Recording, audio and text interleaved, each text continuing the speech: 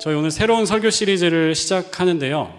올해 교회 주제가 말씀이죠. 말씀을 먹고, 읽고, 듣고, 묵상하고, 외우고, 쓰고, 그리고 실천하고, 살고, 변화되다, 바뀌다, 소망하고 있습니다. 그래서 성경에 관한 시리즈들을 계속하고 있고요. 오늘 9월 한 달 동안은 성경의 역사에 대해서 함께 나누려고 합니다. 그래서 이름하여 성경이 우리에게 오기까지 How the Bible came to be or How the Bible came to me가 오늘 9월의 주제입니다. 그래서 오늘은 구전전승이라고 하는데요. oral tradition, 그러니까 입에서 입으로 전달되던 그 성경이 어떻게 책이 되었는지 말씀을 드리고요.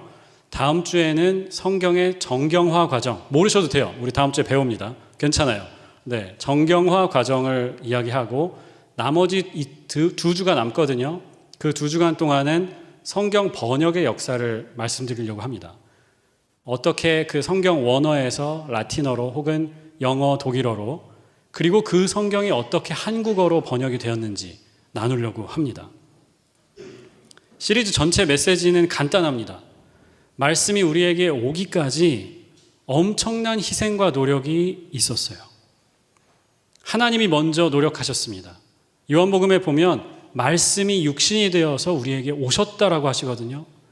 하나님의 말씀을 우리가 만나고 듣고 만지고 함께 걷게 하기 위해서 예수님께서 우리에게 오셨어요. 그 말씀을 우리에게 전해주시기 위해서 하나님이 정말 애쓰셨어요. 그런가 하면 말씀을 받아서 보존하고 전해주기 위해서 노력을 한 수많은 사람들이 있습니다. 우리가 3주 동안 계속 이야기할 텐데 말씀 때문에 목숨을 잃었던 사람들, 말씀 때문에 자기 삶의 모든 것을 희생했어야 하는 그 사람들 있었어요. 그래서 우리는 어떻게 해야 할까요? 우리도 노력하자. 이게 주제입니다. 하나님이 말씀을 주시기 위해 노력하신 것만큼 우리도 한 걸음이라도 더 걸어보자, 떼보자, 노력해보자. 말씀을 주신 하나님께 감사하는 마음으로 우리 한 명 한 명이 그 말씀을 담는 그릇이 되기 위해서 노력하는 것, 이게 이 시리즈의 주제입니다. 재밌겠죠? 재밌을 겁니다. 네. 교회를 다녀보면 스테인드 글라스 해놓은 데가 많죠. 우리 여기 센트럴 교회도 스테인드 글라스를 해놨어요. 제가 오늘 비밀을 말씀드리면 이 뒤에 있는 이 그림이 뭔가요 지금? 예수님이 태어나시는 장면이죠. 그리고 저 끝에 아마 여러분 모르셨을 텐데 이 뒤를 한번 보세요. 저 끝에 보시면 무슨 그림인가요? 예수님이 승천하시는 그림이에요. 그러니까 우리의 삶이 지금 어떤 의미냐? 우리의 삶이 예수님의 오심과 승천하심 이 안에 있다는 뜻입니다. 그래서 여기 옆에 있는 그림들을 잘 보시면 이 탄생과 승천 사이에 일어났던 일들을 다 그려놓은 거예요. 아닌 것도 있지만 거의 그래요. 제가 어떤 교회에 갔는데 그 신약의 복음서 기자들을 그려놓았어요. 스테인드 글라스에. 마태, 마가, 누가, 요한이 그 하나님의 말씀을 받는 장면을 그려놓았습니다. 그런데 그 그림에요, 이 성경 기자들이 무릎을 꿇고 앉아서 손에 노트를 들고요. 한 손에는 이 펜을 들었어요. 그리고 비둘기가 귀에 이렇게 어깨에 앉아서 그 성경 기자들한테 속삭이고 있어요. 무슨 뜻이냐? 이 비둘기는 성령을 뜻하는 거죠. 성령이 주시는 것을 받아 적었다는 것을 그린 겁니다. 인간이 지어낸 이야기가 아니고 자기 마음대로 쓴 그런 얘기가 아니고 하나님의 영감으로 되었다. 하나님이 주신 말씀이다. 이런 얘기를 하고 싶은 겁니다. 성경이 어떻게 처음 써졌을까요? 여러분은 어떻게 생각하세요? What is your idea? 우리가 어떻게 성경을 받았을까요? 제가 이렇게 물어보면 어떤 사람들은 정말 솔직하게 얘기합니다. 하늘에서 떨어진 거 아닌가요? 하늘에서 책이 뚝 떨어져서 우리가 그 책을 읽는 거 아닌가요? 라고 하시는 분들도 계세요. 그때부터 우리가 이제 다운로드라는 말을 쓴 건데 재미는 없지만 꿋꿋이 하는 황 목사였고요. 하늘에서 떨어진 게 아니죠. 책이라는 것은요, 항상 누가 쓴 겁니다. 그 이전에 있었던 이야기들, 그 전에 있었던 자료들을 가지고 누군가가 책으로 만드는 거예요. 완결성이 있는 이야기로 만드는 거예요. 성경의 시작은 무엇이었냐? 구원의 사건이었습니다. 하나님의 구원을 어떤 공동체가 경험하는 거죠. 야, 이런 하나님이 계시구나. 이런 역사를 우리가 보는구나. 거기에서 시작하는 거예요. 그 구원의 이야기가 전해져서 그 이야기가 모여서 구전 전승이 되고요. 그 구전들이 모여서 나중에 책이 됩니다. 사실은 그 이야기, 그러니까 마우스 투 마우스로 전해지던 그 이야기 시절이 훨씬 길어요. 몇천 년 동안 그렇게 이어지고 책이 된 것은 사실은 얼마 되지 않습니다. 신약도 마찬가지죠. 바울 서신은 거꾸로입니다. 바울은 아마 편지를 썼던 것 같아요. 처음부터. 그러니까 그건 처음부터 책이었고, 복음서 같은 경우는 예수님의 이야기들이 흘러다니고 있었어요. 여러 가지 예수님의 이야기. 예수님을 통해 하나님의 나라를 경험하는 이야기. 예수님이 기적을 베푸셔서 음식을 먹고 아픈 사람들이 낫고 그런 이야기. 그리고 예수님이 하늘나라에 관해서 해주신 비유, 이야기죠. 그 이야기들이 먼저 있었어요. 그리고 어떤 일에 의해서 그 oral tradition, 입에서 입으로 전해지던 이야기들이 나중에 책이 됩니다. 그래서 오늘 이 말씀의 영어 제목이 Stories to Books, 이야기에서 혹은 말에서 책으로 라는 제목이에요. 성경을 통틀어서 가장 오래된 구절이 뭘까? 학자들에 의하면 출애굽기 15장에 나오는 모세의 노래라고 해요. 그 시작이 이렇습니다. 15장 1절인데요. 내가 주님을 찬송하련다. 그지없이 높으신 분, 말과 기병을 바다에 쳐넣으셨다. 개역개정 성경에서는 이렇게 번역하죠. 내가 여호와를 찬송하리니 그는 높고 영화로우심이요 말과 그 탄자를 바다에 던지셨음이로다. 출애굽기 15장이 어디에 있냐면 그 홍해가 갈라졌던 사건 바로 뒤에 15장이 나와요. 히브리인들이 이집트를 탈출했고요. 막 도망을 가는데 어떻게 되나요? 파라오가 그때 이제 정신을 차리고 이놈들 그냥 보내면 안 되겠다 해서 군대를 보내잖아요. 자기 특공대를 보냅니다. 그린베레를 보내요. 이들이 히브리인들을 쫓아오는데 한번 생각해 보세요. 지금 이 사람들도 자기 큰아들이 집에서 죽었어요. 상을 치르다 말고 나온 거예요. 살기 등등해서 내가 이놈들 다 없앨 거야. 다 죽일 거야. 하고 쫓아오는 겁니다. 이스라엘 입장에서는 어떤가요? 뒤에는 복수심에 가득 찬 이집트의 군대가 쫓아오고 있고 앞에는 홍해바다가 막았어요. 진퇴양난입니다. 갈 수가 없어요. 그때 하나님이 어떻게 하시느냐? 홍해를 가르시죠. 홍해라는 장애물을 없애버리시고요. 이스라엘을 구해내십니다. 그리고 뒤따라오던 그 이집트의 군대를 홍해가 다시 흐르게 하셔서 이집트의 군대를 수장시키십니다. 이 직후에 나오는 것이 모세의 노래예요. 내가 주를 찬송하리니 그는 지극히 높으신 분, 말과 그 탄자를 바다에 던지셨다. 이게 성경에 나오는 모든 구절 중에 아마 가장 오래된 구절일 것이다 라고 학자들이 이야기해요. 구전이라고 이야기를 하면요, 사람들이 보통 이런 얘기를 해요. 왜냐하면 통째로 이걸 지금 외운다는 얘기잖아요. 구약을 지금 어떻게 이걸 통째로 외웁니까? 저는 가끔 제 전화번호도 헷갈리고 그 집 주소도 헷갈리고 그 교회 집코드하고 저희 집 집코드하고 다릅니다. 그래서 맨날 그 두 개를 거꾸로 써요. 저희 집 주소를 써놓고 교회 집코드를 넣기도 하고 저희 집 주소를 교회 주소에다가 넣고 뭐 그렇게 하기도 해요. 그런데 이 구약을 다 창세기부터 말라기까지 다 외운다고요? 그게 말이 됩니까? 라고 생각해요. 맞아요. 불가능한 일입니다. 이걸 어떻게 다 외워요? 어떤 똑똑한 사람이라도 불가능할 겁니다. 그런데 만약에 이 내용이 이야기라면, 노래라면 다릅니다. 제가 이런 재미있는 얘기를 인터넷에서 봤습니다. 우리가 어렸을 때 불렀던 동요들인데 그 동요들에 사실은 부동산 투자의 진리가 담겨 있대요.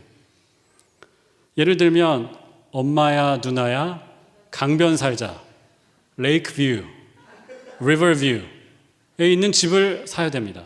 그래야 돼요. 이런 노래도 있죠. 기찻길 옆 오막살이 아기아기 잘도 잔다. 집을 역세권에 사야 됩니다. 기찻길 옆에다가 사야 되는 줄 믿습니다. 네. 이런 노래도 있어요. 두꺼봐 두꺼봐 헌집 줄게. 재개발 이야기죠. 새집 다오. 헌집 줄게 새집 다오. 재건축이에요. 이런 노래도 있었습니다. 깊은 산속 옹달샘. 그렇지, 네, 잘하시네요. 깊은 산속에다가 집을 사면 안 됩니다. 아무도 오지 않아요. 팔지도 못하고 그냥 거기 돈이 묶여버리는 거죠. 투자하면 안 됩니다. 이게 우스갯소리인데요. 신기한 게 뭐냐면 제가 지금 불렀던 노래들 여러분 많은 분들이 아시죠? 어렸을 때 배웠던 노래잖아요. 그런데 저만 해도 이 노래들을 글쎄요, 저희 아들이 태어나고 나서는 몇 번 불렀던 것 같아요.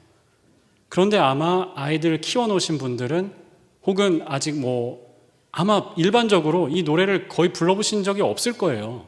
그렇죠? 평소에 누가 유튜브를 보면서 깊은 산속 옹달샘을 듣고 다니겠어요. 그렇죠?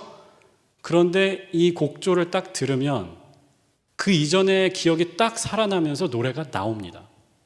신기하죠? 노래라는 게 그래요. 오랫동안 부르지 않았던 것들인데도 가사를 조금 듣거나 그 멜로디를 듣잖아요.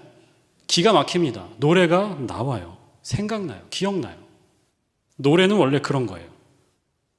이야기도 마찬가지입니다. 생각하지도 않고요. 읽은 지 한참 됐고요.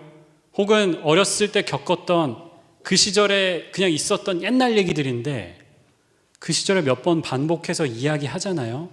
그러면 우리 뇌에 딱 달라붙습니다. 그래서 그 이야기 조금만 딱 나오면 기억이 나요. 이야기는 그런 거예요. 구약 성경을 생각해 보시면요. 노래하고 이야기라는 이 두 축으로 되어 있어요. 이야기가 나왔다가 노래가 나왔다가 우리가 음을 몰라서 그렇지 시의 구조로 되어 있어요. 운문의 구조로 되어 있어요. 이야기와 노래였기 때문에 이 긴 구약 성경이 구전의 시기를 버틴 거죠. 그리고 다음 세대로 전달이 되고 전달이 된 겁니다. 구전 전승이 갖는 장점이 있죠. 입에서 입으로 전달되려면 반드시 관계가 있어야 합니다. 나랑 아무 상관이 없는 사람인데 이 긴 이야기를 가르쳐 주는데 듣겠어요? 그게 나한테 남겠습니까?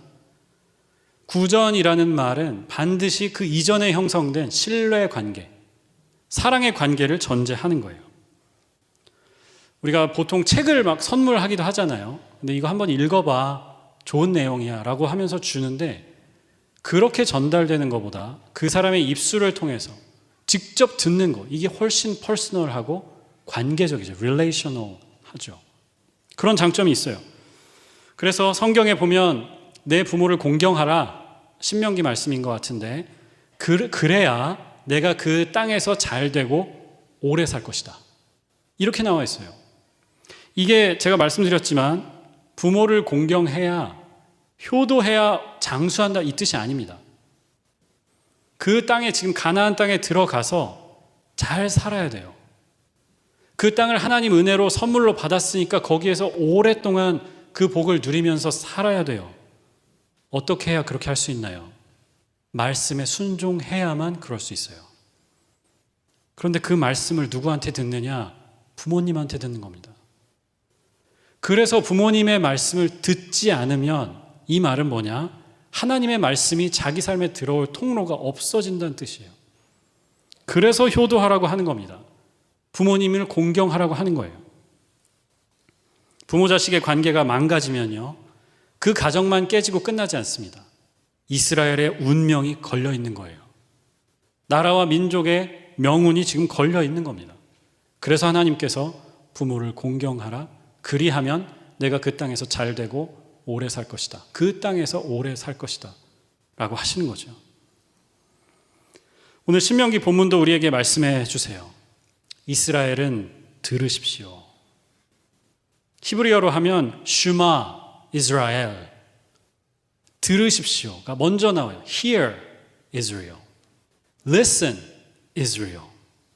그리고 5절에 이어집니다. 마음을 다하고 뜻을 다하고 힘을 다해서 주 하나님을 사랑하십시오. 그런데 하나님을 사랑하는 첫 번째 방법이 뭐냐? Hear, listen, 듣는 겁니다. 그 말씀을 들어야 돼요.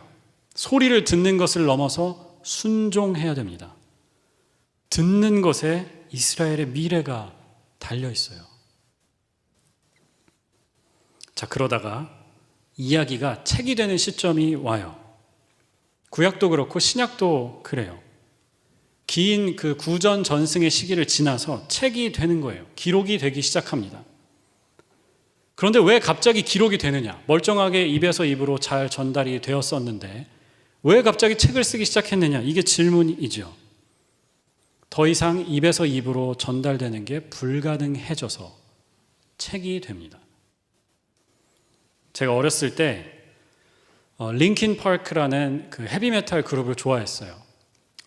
이 그룹을 아시는 분들은 아마 여기는 또 젠 Z가 별로 없지만 일부 예배 때는 많았거든요. 그 링킨 파크를 몰라요.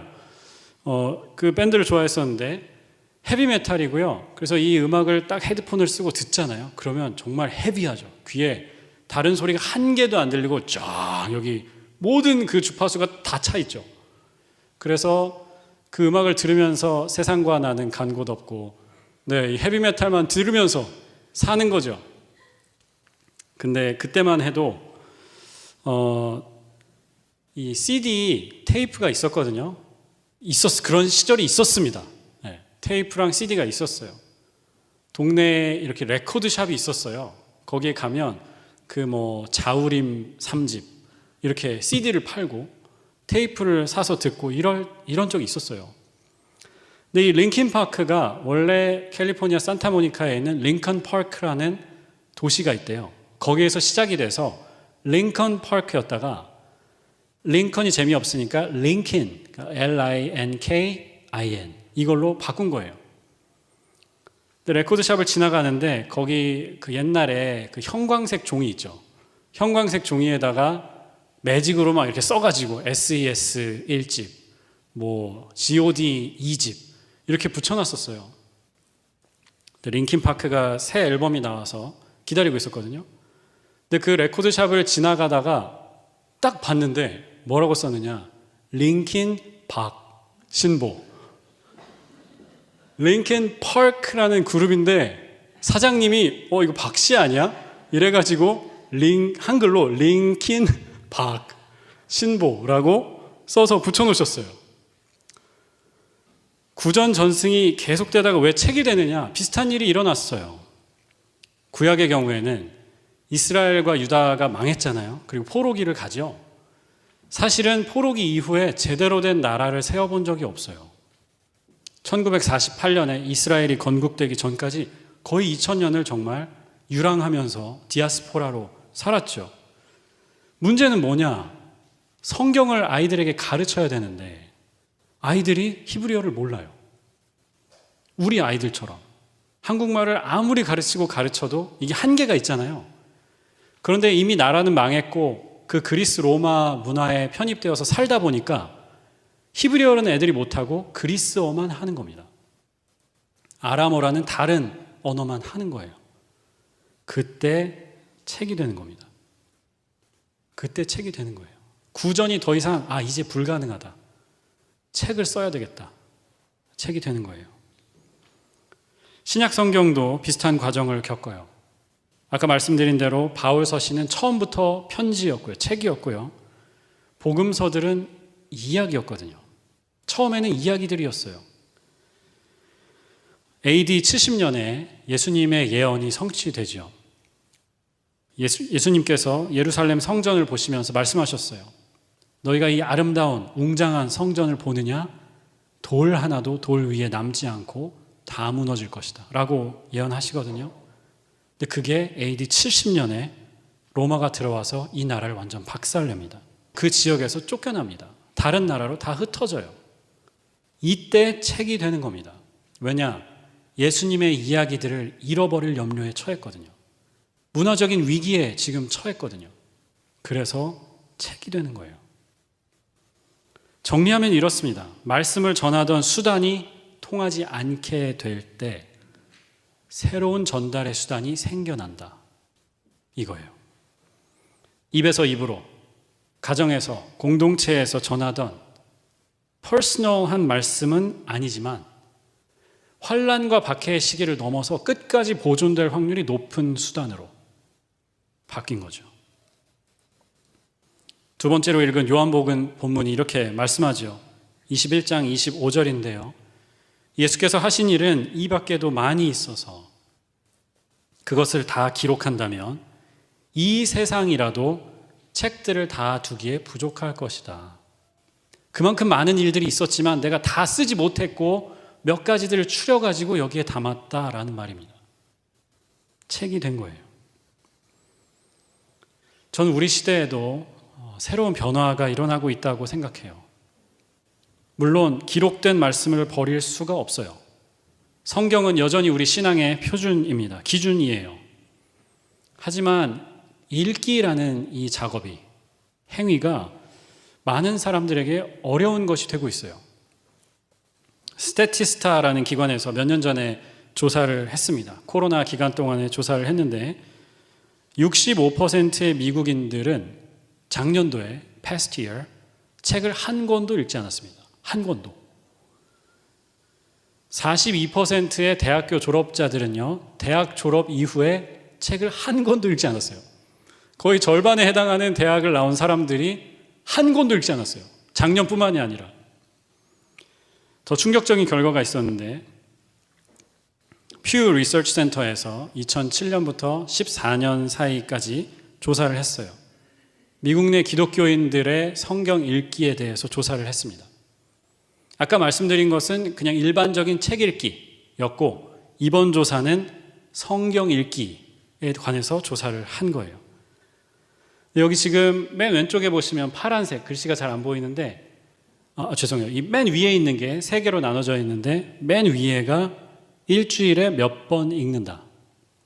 그리고 그 밑에가 한 달에 한두 번 정도 읽는다. 맨 마지막이 1년에 several times, 몇 번 정도 읽는다. 사실은 거의 읽지 않는 거죠. 그렇죠? 주일에 교회 가서 읽었다고 하고 아마 읽었다고 지금 하는 걸지도 몰라요. 그렇게 얘기를 했어요. 그래서 이 통계를 다 합치면 성경을 거의 읽지 않는 교인들이 54%가 나옵니다. 나이에 관한 통계도 있었는데 성경을 제일 많이 읽으시는 분들은 베이비 부머 이상, 그리고 뭐 사일런트 제너레이션이라고 하잖아요. 그 뒤에. 그리고 젠 X도 많이 읽어요. 그런데 우리 밀레니얼과 젠 Z는 성경을 거의 읽지 않습니다.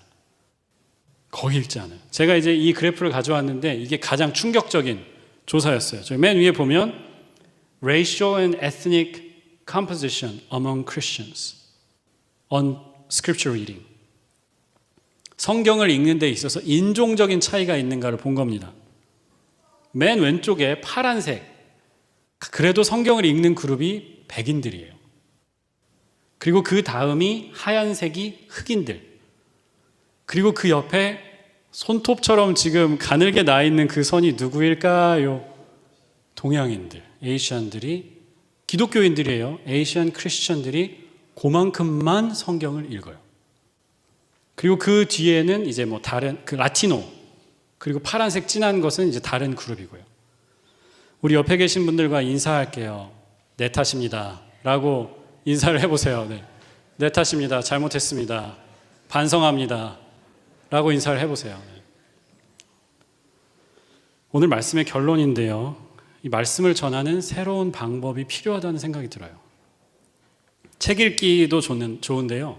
특히 우리 교회, 동양인 기독교인들과 성경을 잘 읽지 않는 연령대에 속한 분들이 많은 그런 교인들이 있는 교회에서 뭔가 새로운 전달의 수단이 필요하지 않나? 라는 생각이 듭니다. 내가 먼저 그 말씀을 읽고 증거하는 사람으로 살아야 된다라는 생각이 들어요. 저는 이 방법이요, 구전과 기록의 장점을 합친 제일 좋은 방법이라고 믿습니다. 기록된 정확한 말씀에 서서 근거해서 퍼스널하게 관계 안에서 증거되는 그 말씀이어야 한다는 거죠. 이게 사실은 우리 올해 주제죠. 말씀을 먹고 살고 변하는 거. 우리 주변에 있는 사람들에게 말씀을 전해주는 그릇이 되는 거. 말씀의 능력 안에 사는 여러분들 되시기를 바랍니다. 그리고 말씀 때문에 내 삶에 변화된 흔적들이 있었으면 좋겠어요. 거룩한 흔적들. 그리고 하나님이 들어쓰시는 말씀의 전수자로 배달하는 사람들로 쓰임받게 되기를 주님의 이름으로 축원합니다. 기도하겠습니다.